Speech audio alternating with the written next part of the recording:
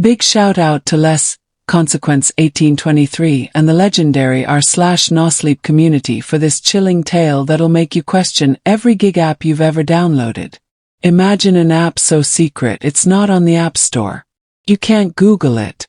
The only way to get it is through someone already using it.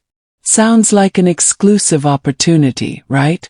Well, this app pays disturbingly well, but what you're actually signing up for will leave your jaw on the floor. Our narrator thought it was just another hustle, but what he found inside this app will haunt him forever. Let's get into it.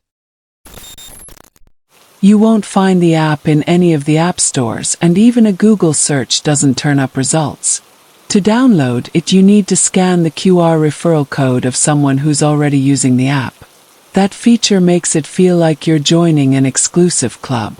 If a friend offers to let you scan their code, under no circumstances should you take them up on it. That friend is as good as dead to you. Trust me when I say from experience, this isn't a club you want to be a member of. Whatever you do, do not download it. I was at the bar with my buddy Matt when he convinced me to download the app. We're both broke with a ton of student loans, so aside from the occasional $2 pint night at our local dive, drinking anything other than store-bought booze was a rarity for us. But Matt had said a celebration was in order and that he was paying, which was enough to get me off of my couch for happy hour. He milked the situation, refusing to tell me exactly what we were celebrating until we were a few beers in. Sick of waiting for an explanation, I guessed it was a new job, and Matt gave a mischievous grin. "It's way better than that," he said. "It's an app called TiskTask." I rolled my eyes. We'd both tried every gig app out there. When I'd get sick of switching between Uber and Lyft and watching sorority girls puke out of the backseat of my car, I'd drive for DoorDash for a few weeks until the smell of fast food started to make me nauseous. After that, I'd hustle for gigs on Fiverr, or pick up odd jobs on TaskRabbit. Then the cycle would start over again. Most days, my circumstances felt inescapable. The last thing I needed was another app to slowly chip away at my sanity as I struggled to cobble together enough cash to cover rent and utilities. Told Matt as much. "Screw those other apps," Matt said. "This is the easiest money I've ever made." I have to admit I was intrigued. Matt never gets excited about anything, so part of me wanted to see what had turned him into a die-hard so fast. The other part of me was gullible enough to believe there might actually be such a thing as easy money that didn't involve the lottery or an inheritance. It didn't take much badgering from Matt before I scanned his code and clicked the link. The link took me to a nondescript website with nothing but a download button. Seconds later, the app was on my phone. The app itself was bare bones, like Venmo but with even fewer frills. Nothing but a few tabs. One for my own QR referral should I want to pass it along, one for linking my bank account, and one showing my current balance of $0. In the middle of the otherwise mostly blank screen were the words, "You have no new tasks." Before I could accuse Matt of tricking me into downloading malware, he cut me off. "I know what you're thinking, but just wait for a task," he said. I was sketched out too after Rachel referred me. The fact that Rachel was using it eased my concerns. Rachel's this girl Matt hooks up with on occasion. I'd only met her a few times at Matt's, but from what I could tell, she didn't seem like the type of person to get into anything that wasn't legit. Aside from the fact that she went to film school, so she has even more debt than we do with fewer employable skills to show for it. "When you say the easiest money you've ever made," I asked, trailing off. "I've already made $800 since downloading it yesterday, and that's not counting the referral fee you just got me. I hope they paid you well to rope me into your weird pyramid scheme," I joked. "Yeah, they did." Matt held up his own app to show me $1,000 had just been deposited into his account. Jesus, is that for real? The money transfers, if that's what you're asking. If this ends up being a scam, At least I know how much our friendship is worth to you. Oh, they way overpaid then, he said. He laughed and flagged down the bartender for another round. We moved on to chatting about movie trailers and how there was barely anything coming out that we wanted to see. I'd almost forgotten about the app altogether when my phone buzzed 20 minutes later with my first task. I read it and reread it, mystified and more than a little creeped out by the words on the screen. Piss on the bathroom floor. You have 5 minutes to complete the task. Dude, you made it seem like I'd be less sketched out when I got my first task, I said. Is this a joke? What kind of sick person created this? Matt read my task and snorted. Yeah, that's a weird one. But $100 is $100. I looked at my phone again. Sure enough, the app was offering me $100 for the task. Below that, a timer was counting down, already at 4:27. There's no way I'm doing that for $100. So wait for one that makes you feel all warm and fuzzy inside, Matt said. Or what? Piss on the floor that someone's going to have to clean. You know how many guys are going to end up doing that tonight anyway. At least you'd get paid for it. It's a dick move. People are dicks all the time. Have you gotten one like this? The first one I got was knocking over a display stand at Publix. And you did it. For $50, hell yeah I did. It was no big deal. I apologized and went on with my day. How are you not more creeped out by this whole thing? How does it even know where we are or that you've completed the task? The same way every app does. By spying on you. Using location sharing to see who you're with. I mean, how does Instagram know to show me ads for tampons every time I hang out with you? You're an asshole. Matt shrugged. Who is even paying for this? Like, it doesn't make sense. All the other gig apps are connecting workers with clients and taking a cut. There's no upside to this for anyone but the people who do the tasks. My money's on Zuck. Or some other billionaire. Think about it. They're bored of all the luck stuff. They've got more money than anyone could spend in a lifetime. What else are they going to use it for but to laugh at all the dumb shit people will do if you pay them? Yeah, I'm not really interested in being part of someone's messed up social experiment. I checked my phone again. The timer was down to a little over 2 minutes. I scanned the app for a decline button but didn't see one. How do I decline the task? Yes. No clue. I haven't declined one. Since there wasn't an option to decline, I decided to test the app. If someone wanted to mess with me, I'd mess with them right back. I went to the bathroom but didn't do anything.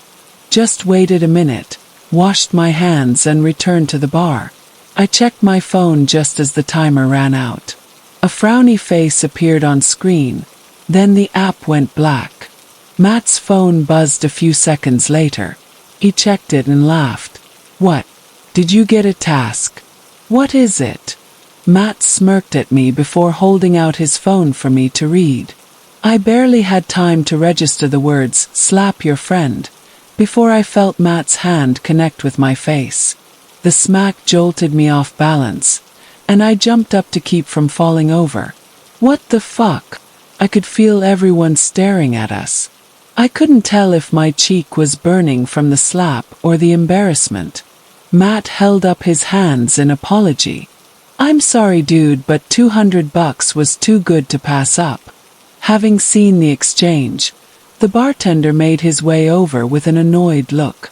I think that's enough for you too, the bartender said. All good, Matt replied.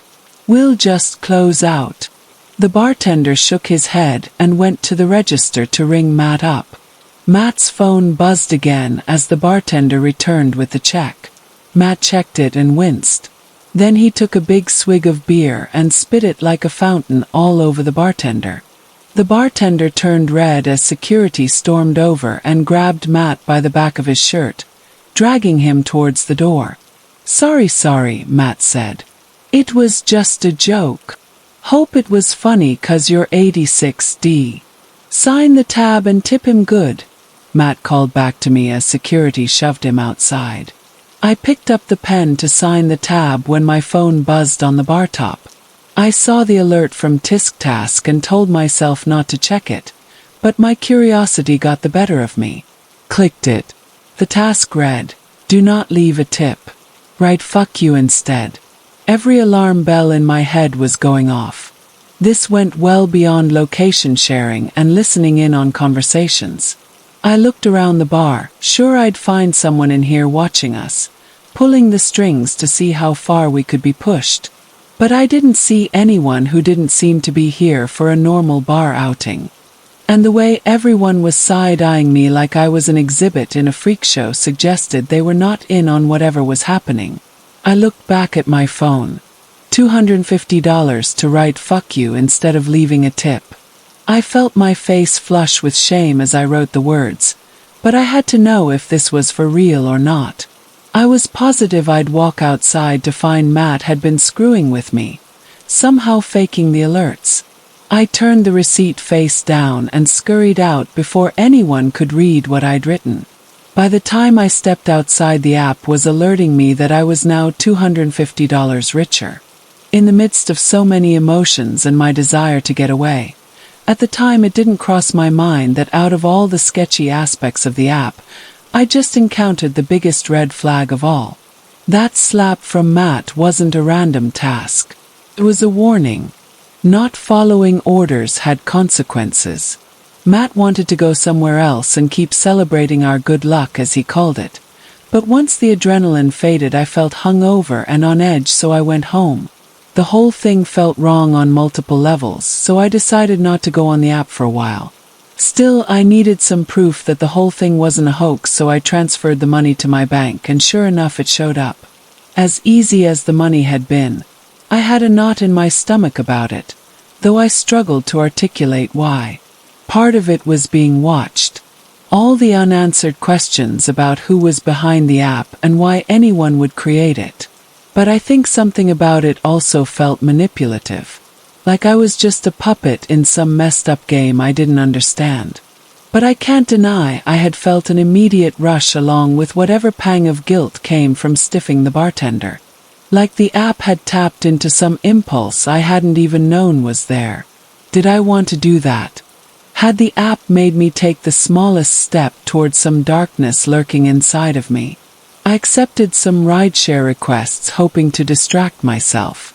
But even those reminded me how I was trapped driving. Having leased a car to be able to drive for the apps and now needing to accept a certain number of rides to make my payments each month. It wasn't even midnight before I found myself shampooing the floor mats in the back seat after some drunk kid puked on the ride home from a bar. Screw this, I thought. I opened TiskTask and waited. No tasks showed up. I refreshed the app, but still nothing. I figured they just didn't have the bandwidth to monitor the app 24/7, but looking back again, I think it was conditioning me to want more tasks. Like the app was negging me, making me feel unworthy so I'd be grateful when it paid attention to me again. It wasn't until the next day that a new task showed up. I won't bore you with all the details of the tasks I accepted over the next few days to chip away at my debt, except to say that they seemed mostly mundane, if pretty dickish. At first they were basic. Things like spitting gum where someone's guaranteed to step in it, bumping into a kid with ice cream so they drop it, ringing someone's doorbell in the middle of the night and ditching. I realize now that they were escalating, though I barely noticed at the time. 72 hours after refusing to piss on a bathroom floor, I was doing things like taking a package off a neighbor's porch and tossing it in the dumpster and calling a random number to leave a message telling someone their sister had died. Robert Cialdini wrote this book, Influence, that I read a while back. In it, he talks about the psychological tactic enemy soldiers use to turn patriotic American POWs against their own country. See, no true patriot will immediately talk crap about their homeland. But if you can get them to admit that the US isn't perfect, it's a slippery slope. Something in the mind makes you double down on things you said in the past. So once they'd admitted the US wasn't perfect, They were willing to talk about the flaws in more detail. With a bit of patience, the enemy soldiers would have American POWs publicly denouncing American values altogether. They never even noticed the concessions they were making until it was too late to turn back. Like those soldiers, I didn't fully recognize that I was leaping across lines I never would have crossed before Matt introduced me to the app. The first time I truly had a chance to recognize how far I'd strayed arrived about a week after I accepted the first task. I hadn't gone back to my other gig apps since the vomit incident. I made way too much accepting tasks for what felt like far less effort. But for whatever reason, I still don't like to think of myself as a gig worker. Yes, I take gigs, but knowing I might need something on my resume, I occasionally work part-time for a company doing data entry. It's already mind-numbing work for a little above minimum wage, but returning to it this time was downright painful. Up to this point, I had had to leave the app open in the background for it to assign me tasks. But halfway through the morning my phone lit up with a notification even though I was pretty sure I had closed the app and my phone was on focus mode. The funny thing is I had been wishing for something to break the monotony of the work. And here it was, my desire fulfilled. Email, redacted folder name. To redacted email address. You have 90 seconds to complete the task. My pulse quickened as I read the notification. On the one hand, I knew it was wrong and probably illegal. On the other hand, as far as I had been told, the company did not deal in sensitive information that would interest the public. The bulk of the data I even had access to was mundane user analytics the company sold to advertisers. I quickly rationalized the task, though I suspected it would likely be the end of my working there. I'd already decided to do it before I even registered that it paid a whopping $2,000, by far the most I'd been offered for any task up to that point. It took all of 30 seconds before the money was on its way to my bank account. I got a huge hit of adrenaline, something I'd started to crave lately. My head buzzing, I focused as much as I could until lunch. Upon my return, I wasn't remotely fazed to learn my supervisor wanted to see me in her office. She was shockingly nice about the entire thing. She did not immediately fire me, though she was well within her right to. Instead, she gave me a chance to explain myself. A look of confusion came over her when I declined, and she politely let me go. Like I said, I had been told by her specifically that we did not deal in particularly sensitive information, so the way she handled the whole thing tracked. But when I looked back one final time, I saw something on her face that made me think otherwise. Dread. She looked terrified. The next day, I understood why when I saw on the news that the company was shuttering its doors after a data breach. The pang of guilt I felt over potentially costing a lot of people their jobs was quickly replaced by a fear of the possible repercussions. I wondered if I would be thrown under the bus in the company's attempts to cover their tail. As if it could read my mind, my phone lit up with a notification informing me I'd received a $5,000 employee loyalty bonus. The familiar mix of elation at the huge payday and not inducing chills from being involved in something so strange crept in, and I managed to shake off any remorse I felt. I fell into the now routine act of rationalizing away what I had done. Whereas before I had told myself no one was really getting hurt by my actions, this time I focused on the fact that clearly the company had been doing something shady, or else a seemingly innocuous folder wouldn't have been enough to bring them down. Fuck them for doing something that put me in this position in the first place, I thought. It wasn't the first time I had gotten angry that week. Getting angry any time guilt or shame started to creep in over a task had become a pattern for me. Like a lot of you reading this, I did what I was supposed to do. I went to college. I studied something useful. But the jobs in what I studied were mostly in bigger cities, far away from family circumstances that required me to be close to home.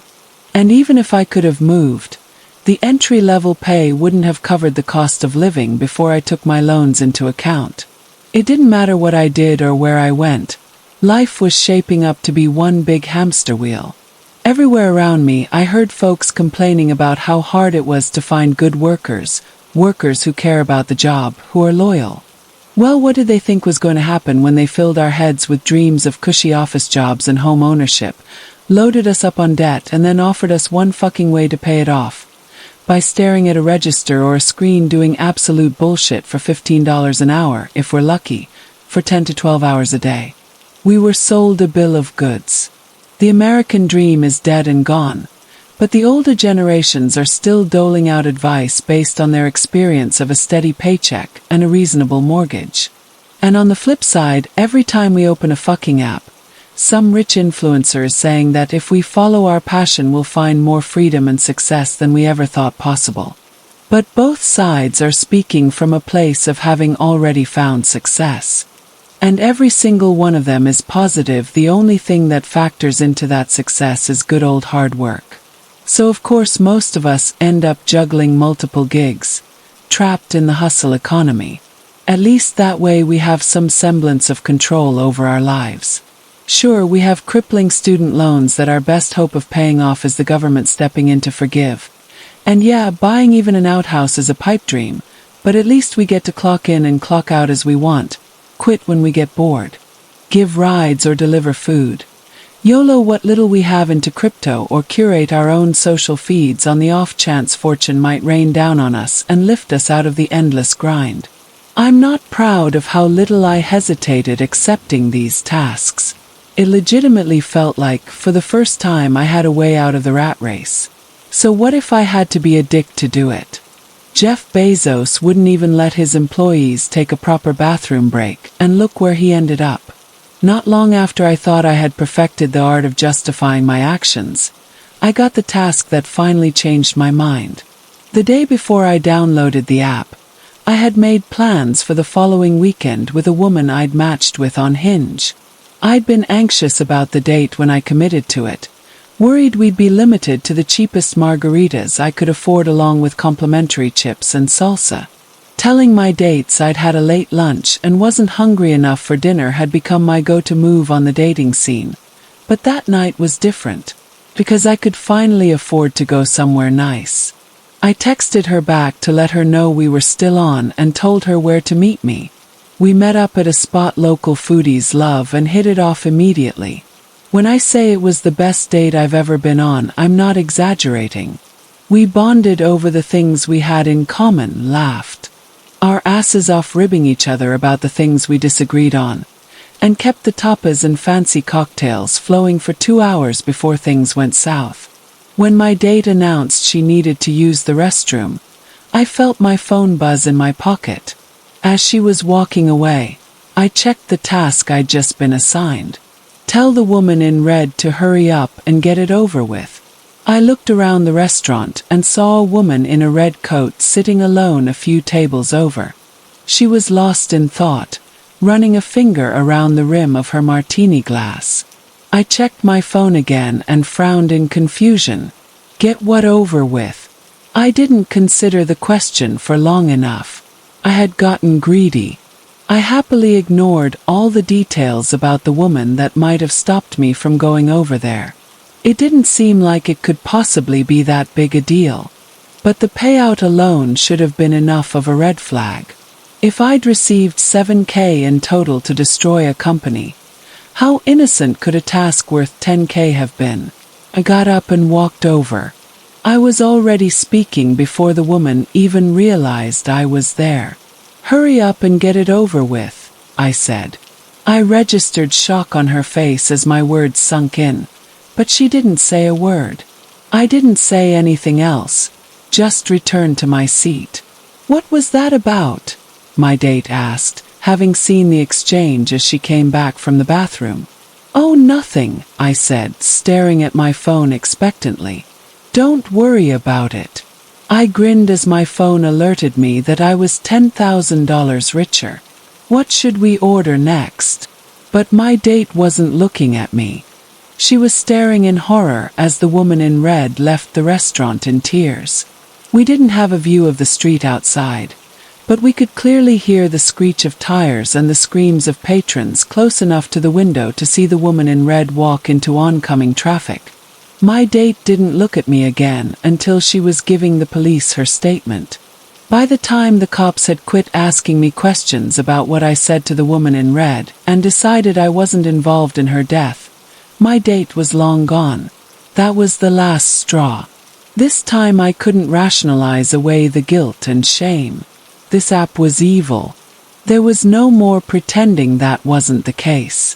Whether there were flesh and blood employees behind it or some sinister presence, I didn't know. But the evil nature of it was undeniable. I went home and deleted the app. I sent Matt a string of texts asking him what he'd gotten me into. I called him several times, but each time it went straight to voicemail. I wished my roommates weren't out of town as I was desperate to talk to someone, anyone, about what had happened. Instead, I could only smoke and drink myself into an oblivion as I waited for a reply from Matt, finally falling asleep around 4 a.m. I woke at 9 a.m. to frantic banging on the door. It was Matt, eyes bloodshot with dark crescent moons carved into his lower lids. Before I could lay into him, he had pushed his way inside and started closing the blinds. "I fucked up, man," he said. "I fucking fucked up. I shouldn't have gotten you involved." "No shit, dude.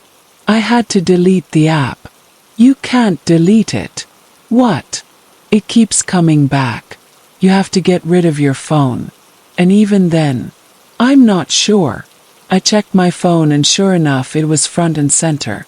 I deleted it again and watched it disappear, but when I scrolled to my next screen it had already reappeared. "What the fuck is this thing, Matt?" He didn't answer, his face catatonic now. That's when I finally noticed he had blood on his shirt. "What happened? Where's that blood from?" He sat on the floor and hugged his knees as he started rocking in place. "I fucked up, I fucking fucked up. They're dead. They're dead. They're dead." He just kept repeating the words over and over like a broken record, making my skin crawl. "Who's dead?" "All of them." "Because I wouldn't do it." "Wouldn't do what?" "I couldn't do it." "Tried. But I couldn't." "Whatever it is, we'll go to the police and get it straightened out. We'll tell them about the app," I said. "We can't go to them. They'll blame me." "For what?"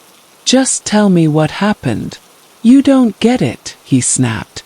"We can't. They're listening. They know what we're doing." "Okay," I said, trying to calm him down. "All right. Why don't you take a shower and get cleaned up? Then you can tell me what happened and we'll figure out what to do." Shortly after I got him in the shower, someone knocked on the door. By the time I looked out the window, a delivery truck was driving away. I cracked the door and saw a small box on the front step. I picked it up and shook it. Whatever was inside thudded around. I locked the door behind me and carried the box to the kitchen. "Is someone here?" Matt called from the shower. "Just Amazon. All good." I cut open the box and stared in confusion. Inside was a revolver. My phone buzzed. An alert from TiskTask. My hand shook as I checked it. "Matt's services are no longer needed. Terminate his employment. You have 5 minutes to complete the task." A wave of nausea hit me. I thought about calling 911, but I realized Matt might be right. I had no idea what to tell them. "There's an evil app that wants me to murder my friend." Good luck with that. I decided to call Rachel. She was the only other person I knew of who was involved with this thing. Maybe she'd have some information or know what to do. I started to ask Matt if he could recall her number when I remembered he'd texted us both when we all went to a party together a few months back. I searched through my texts and found the chat. Rachel picked up almost immediately. "Hello, Rachel. It's Matt's friend, Spencer." I kept my voice down and went to my room. "Something happened. I don't even know where to start." "Where's Matt?" "He's here." In the shower. I think they want me to. Not over the phone. Close by. I'll be right over. I hung up and noticed the shower had stopped. I walked back out to the living room to find Matt, still wet but now dressed in the clothes I'd left for him. His back was turned, but I could see the empty box next to him on the floor. "What's the task?" he asked. "Matt, I wasn't going to." He turned and aimed the gun at me. "I'm serious. I wasn't. I would never. Just put down the gun and let's talk. Shut the fuck up and let me think." With his free hand he clutched his head, his face scrunching up as he held back a sob. He took a deep breath and let it out. "I'm sorry, man." He gripped the gun tighter. His finger moved to the trigger. A car door slammed outside and got his attention. He hesitated as he turned to look. I jumped in his direction and tackled him. The gun skidded across the floor. He thrashed at me as I held him down. "Stop," I said. "I'm not trying to hurt you." The fight went out of him and he quit struggling. "I'm going to stand up now," I told him. "Are you going to be calm?" He nodded. I stood and moved to the window, peering through the blinds to see Rachel walking up the front steps. "It's just Rachel," I told him. "The three of us are going to figure this out together." "Okay." Matt didn't say anything, but he sat up. I unlocked the door and had it halfway open when a sickening realization hit me. Rachel had never been to my place before, and I didn't give her my address. I was already slamming the door when she raised her own gun and fired. Relief washed over me as I realized she'd missed. I dropped to the floor, reached up and deadbolt the door. I turned around and pressed my back against the wall. But from this angle I could see that she hadn't missed after all. Matt's lifeless eyes stared at me from the carpet, blood pooling around the hole in his head. Steady methodical thumping came from the door, the sound of Rachel kicking at it. I scrambled to grab the revolver from where it had skidded across the floor when I tackled Matt. I aimed it at the door and yelled out, "Please don't make me shoot you, Rachel. Just leave." "I can't," she called back, her voice cracking. "They have my sister. I gave them." I told her. She couldn't finish the sentence. Bullets peppered the door around the lock. She kicked it again, the frame splintering. I pulled the trigger, hoping a warning shot would scare her off. Blick.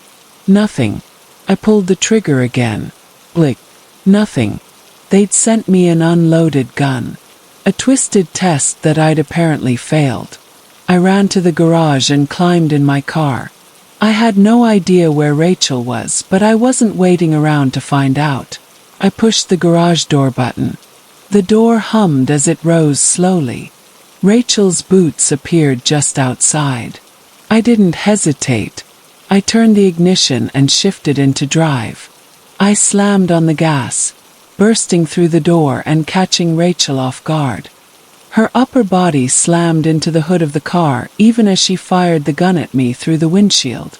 Unable to see with bits of garage door blocking my view, I swerved across the lawn and plowed into the mailbox, sandwiching Rachel's body against it. Tears burned my eyes as I climbed out of the car and crawled towards Rachel's body. Neighbors had emerged from their homes. If they'd been disturbed by the gunshots, they'd hidden behind closed doors. Now that the threat seemed neutralized, they exited to witness the gruesome aftermath. I leaned over Rachel's dying body. "I'm sorry," I cried. "I didn't want to." Her mouth flapped uselessly as she tried to speak. I moved closer to hear what she was saying. "My sister. They said they'd let her quit if I. Please help her." "Who are they?" Yes. But Rachel was gone. I noticed blood dripping onto the lawn near Rachel's arm. I looked down to see I'd caught a bullet in the shoulder. I heard sirens as I passed out next to her body. I awoke in the hospital to find an officer sitting with me. I tried to sit up. "Stay down," she said. "You were hurt pretty bad, but you're going to be okay. Your parents have been notified and they're on the way." It wasn't. I had no idea where to begin. "You don't have to say anything. You're not in any trouble. The neighbors' reports made it pretty clear it was self-defense. The two deceased turned out to be some pretty big drug dealers and you got caught in the crossfire. But you're lucky. Things could have been a lot worse for you." "That's not what happened," I said. She looked at me for a while, taking me in. Then she said, "You're not thinking straight. Get some rest and we can chat later if you still want to." The cop stood up and walked out of the room. I noticed a phone on the table between my bed and the chair she'd been sitting in. "Hey, you left your phone," I called out. She turned back and shook her head as she held up a cell. "Mine's right here. I'm pretty sure that's yours." The phone buzzed on the table, giving "You have a new task." Me instant chills. A single notification lit up the screen.